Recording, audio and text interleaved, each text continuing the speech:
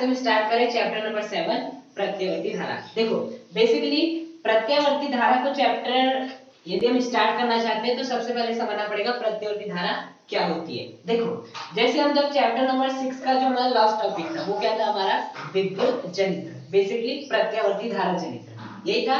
तो उसमें हमने क्या देखे थे कि आपकी एक धारा उत्पन्न हुई थी जिसे हमने क्या कहा था प्रत्यावर्ती धारा कहा था। तो वो जो प्रत्यावर्ती धारा थी वो बेसिकली क्या थी अपनी दिशा बदल रही थी। पहले कहां से कहां जा रही थी x से y, फिर कहां से जा रही थी y से x से y से x, इस प्रकार से धारा बह रही थी। मतलब प्रत्यावर्ती धारा एक ऐसी धारा होती है जो कि समय के साथ अपनी दिशा को बदलती है। मतलब कि यदि हम मान लेते हैं आपका बिंदु x है, ये बिंदु आपका y है, यदि प्रत्यावर्ती धारा है तो पहले वो कहां से कहां जाएगी x से y जाएगी, फिर कहां से कहां जाएगी y से x, फिर x से y, फिर y से x। तो इस प्रकार से जो आपकी धारा प्रवाहित होगी उसे क्या कहते हैं प्रत्यावर्ती धारा। मतलब वह धारा जो समय के साथ अपनी दिशा को बदलती है, साथ ही मान को भी बदलती है। जैसे कि आपकी कभी धारा 5 एम्पीयर प्रवाहित हो रही है, फिर अचानक 2 एम्पीयर हो जाएगी, फिर 3 एम्पीयर हो जाएगी, इस प्रकार से। हाँ, तो ये होती है आपकी प्रत्यावर्ती धारा जो कि समय के साथ अपनी दिशा और मान दोनों को बदलती है। लेकिन बेसिकली ये तो आपकी प्रत्यावर्ती धारा, और एक धारा होती है आपकी कौन सी धारा दिष्ट धारा। कौन सी होती है दिष्ट धारा, जो समय के साथ अपनी दिशा को भी नहीं बदलती और अपने परिमाण को भी नहीं बदलती, मतलब मान को भी नहीं बदलती। वो यदि x से y जा रही तो x से y ही जाते रहेगी बेसिकली। तो जो आपकी दिष्ट धारा थी ना उसे आपने कहां पढ़े थे चैप्टर नंबर 3। आपने चैप्टर नंबर 3 में जिस धारा के बारे में पढ़े हो वो है आपकी कौन सी धारा दिष्ट धारा, जिसमें आपकी जो धारा है वो अपनी दिशा भी नहीं बदलती, मान भी नहीं बदलता। यदि आपकी किसी तार में से 5 एम्पीयर धारा प्रवाहित हो रही तो 5 एम्पीयर धारा प्रवाहित होती रहेगी, उसका मान नहीं बदलेगा बेसिकली। तो चैप्टर नंबर 3 में ऐसे पढ़े थे। लेकिन यहाँ पर हमें किस प्रकार की धारा का अध्ययन करना है जो समय के साथ अपनी स्थिति बदलती है, अपनी दिशा भी बदलती है, अपना मान भी बदलती है। इतनी बात समझ में आती है। हाँ देखो आपका जो दिष्ट धारा होता है उसका यदि मैं ग्राफ बनाऊं, क्या बनाऊं ग्राफ, आपका समय और किसके बीच ग्राफ बनाऊं आई के बीच में ग्राफ बनाऊं, तो जो आपको ग्राफ मिलने वाला है ना वो लगभग ऐसे मिलेगा, एकदम सीधी सरल रेखा मिलेगा इस प्रकार से। हाँ देखो यदि मैं बात करूं टाइम बराबर ये हो गया 1 2 3 4 5 हो गया। तो बताओ टाइम बराबर 1 पे भी धारा का मान कितना है, मैं माने तो ये कितना है 5 एम्पीयर। टाइम बराबर 1 पे भी धारा का मान कितना है 5 एम्पीयर। टाइम बराबर 2 पे भी धारा का मान कितना है 5 एम्पीयर। 3 सेकंड पे भी धारा का मान कितना है 5 सेकंड। 4 पे भी कितना है 5 एम्पीयर। 5 सेकंड पे भी कितना है 5 एम्पीयर। तो वह धारा जो कि समय के साथ अपना मान को नहीं बदलती है, कौन सी धारा कहलाती है दिष्ट धारा। तो दिष्ट धारा का आई और टी के बीच का ग्राफ ऐसा आता है। लेकिन यदि मैं बात करूं प्रत्यावर्ती धारा का तो जो आपको ग्राफ देखने मिलेगा ना वो ऐसा देखने मिलता है टी और ये आर। बेसिकली जो आपका ग्राफ है वो ऐसे देखने मिलता है। ये किसका ग्राफ है प्रत्यावर्ती धारा का। हाँ देखो यहाँ पर यदि मैं बात करूं तो आपकी प्रत्यावर्ती धारा कितनी है, मतलब नहीं ना के बारे में, लेकिन यहाँ पे बात करूं तो प्रत्यावर्ती धारा कितनी है इतनी है। यहाँ पे बात करूं तो प्रत्यावर्ती धारा कितनी है इतनी है। यहाँ पे बात करूं तो प्रत्यावर्ती धारा कितनी है इतनी। मतलब देखो धारा का मान पहले बढ़ रहा है, यहाँ पर देखोगे तो आपको बढ़ता हुआ मिलेगा, फिर क्या हो रहा है घट रहा है, फिर नीचे वाली स्थिति में बढ़ रहा है, फिर नीचे वाली स्थिति में घट रहा है, फिर क्या हो रहा है बढ़ रहा है, इस प्रकार से। तो आपका मान देखो यहाँ पर जो प्रत्यावर्ती धारा में जो आई और टी के बीच का ग्राफ कैसे मिल रहा है हमें तरंग के समान मिल रहा है, जिसके कारण समझ में आ रहा है कि प्रत्येक हर सेकंड जो आपकी धारा का मान वो अलग अलग होगा। यहाँ पर धारा का मान इतना होगा, यहाँ पर धारा का मान इतना होगा, यहाँ पर धारा का मान इतना होगा। हाँ तो इस प्रकार की धारा क्या कहलाती है प्रत्यावर्ती धारा, जिसका जो समय अंतराल के अनुसार जो मान भी रहता है वो क्या होते रहता है परिवर्तित होते रहता है, साथ ही साथ जो दिशा होती है वो परिवर्तित होती है। पहले बता प्रत्यावर्ती धारा की दिशा ऐसी थी, अब नीचे से हो गई, फिर ऊपर से होगी, इस प्रकार से। तो ये क्या होती है आपकी प्रत्यावर्ती धारा होती है। और उसका आई और टी के बीच में ग्राफ दिष्ट धारा का ग्राफ एकदम सीधी सरल रेखा प्राप्त होता है। अब देखो जब हम आपका क्या पढ़ रहे थे प्रत्यावर्ती धारा जनित्र पढ़ रहे थे तो वहां पर आपका एक फॉर्मूला आया था E बराबर E not sine omega T आया था। E बराबर E not sine omega T आया था। तो बेसिकली ये किसका था विद्युत वाहक बल का था जो कुंडली में उत्पन्न हुआ था। तो बेसिकली इस विद्युत वाहक बल को क्या कहते हैं प्रत्यावर्ती विद्युत वाहक बल। क्या कहते हैं क्यों, क्योंकि प्रत्यावर्ती धारा कहेंगे क्योंकि वहां पर विद्युत वाहक बल उत्पन्न हुआ था जिसके कारण वहां पे एक प्रेरित धारा उत्पन्न होती है, और वो धारा कौन सी थी? प्रत्यावर्ती धारा थी। इसलिए ये विद्युत वाहक बल कौन सा कहलाएगा? प्रत्यावर्ती विद्युत वाहक बल कहलाएगा। जहां पर जो आपका ई नॉट था वो बेसिकली क्या था? शिखर मान था। किसका शिखर मान था? प्रत्यावर्ती धारा का क्या था?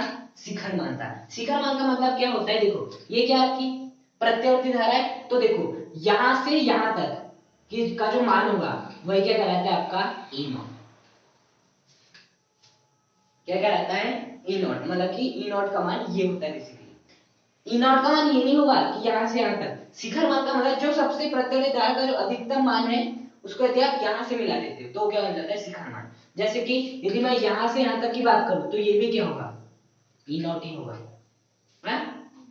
हालांकि इसे हम ई नॉट नहीं बोल सकते क्योंकि शिखर मान का मतलब मालूम मतलब होता है उच्च मान। ये तो आपका बहुत ही निम्न मान हो जाएगा क्योंकि नीचे की ओर है, तो शिखर मान होगा यहां से लेके यहां तक, तो बेसिकली वही ई नॉट है। ये जो आपका ओमेगा टी है ना वो क्या कहलाती है? आपकी कला कहलाती है।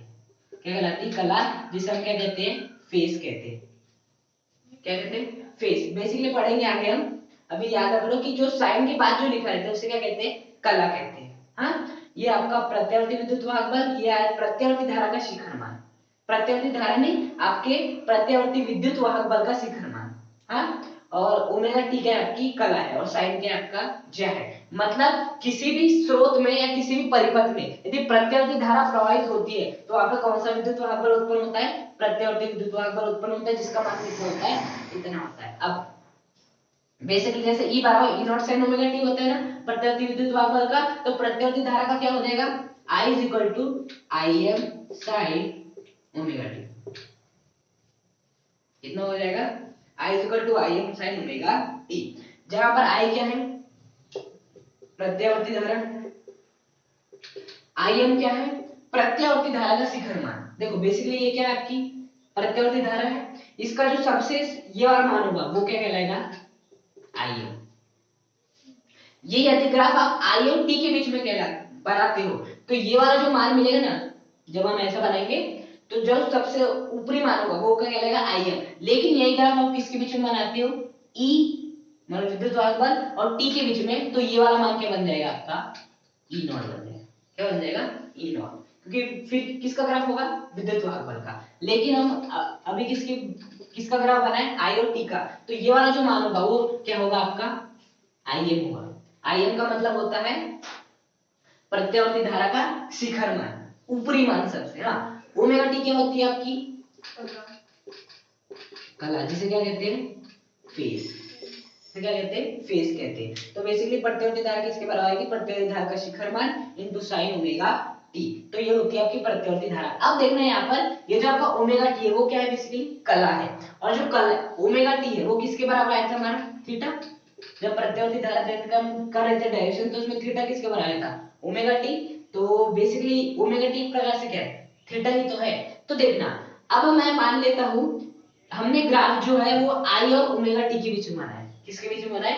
आई और ओमेगा टी के बीच में बना है। अब बेसिकली आपका जो ओमेगा टी का मान है वो मैं मान लेता हूं कितना है? आपका 90 डिग्री है। ओमेगा टी का मान कितना है?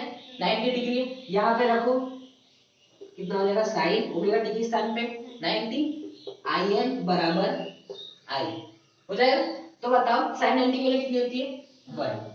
तो 1 into आई एम होगा। तो बताएं प्रत्यावर्ती धारा किसके बराबर होगा? आगे आई एम के बराबर आगे। मतलब कि जब आपका एंगल क्या बनेगा?